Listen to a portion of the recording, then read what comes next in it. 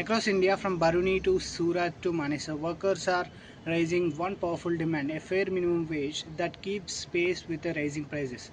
Workers across India are protesting for higher minimum wages because inflation is rising at nearly 10% annually, while wages increase only marginally.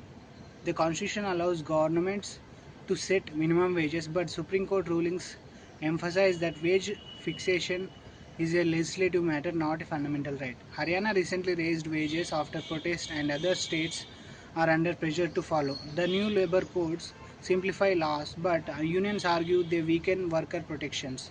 The core issue is that prices of the essentials are rising approximately 10% yearly, but wages rise only approximately 0.1%. Workers cannot afford basic necessities, and workers argue that minimum wage must ensure dignity of life.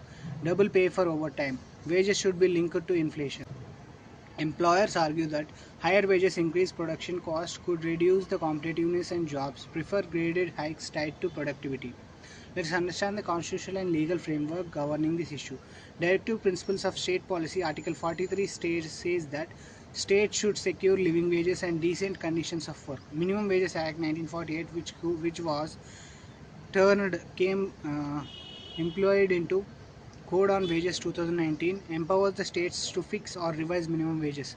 Supreme Court judgments regarding this issue are: Unichoyi vs. State of Kerala 1962 says that minimum wage is not tied to employers' capacity to pay. It must ensure worker survival. Second, Pen Thozi Largal Sangam and others versus Union of India and others 2026.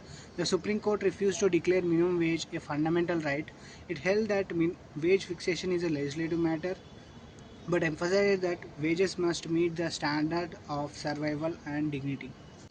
Let's discuss the state-wise minimum wages. Haryana recently raised the minimum monthly wage from 11,275 rupees to 15,200 rupees on April 9, 2026, effective from April 1, 2026, under CM Naib Singh Saini after worker protest in the state.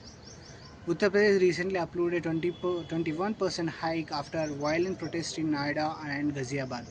Delhi and Kerala. Traditionally among the highest wage states, Telangana, the state government has maintained relatively moderate minimum wages, higher than the states like Bihar but lower than the Delhi and Kerala. Let's understand the impact of four labor codes on the fair minimum wage. First, Codes on Wages 2019 standardizes the minimum wages across sectors. Second, Industrial Relations Code 2020 makes strikes harder, gives employers more flexibility. Third, Social Security Code 2020 extends the benefit to gig or unorganized workers. Fourth, Occupational Safety Code 2020 sets safety standards. Trade unions say these weaken collective bargaining and reduce protections. Now let's discuss how to raise minimum wage fairly. First, index wages to inflation by automatic yearly revision.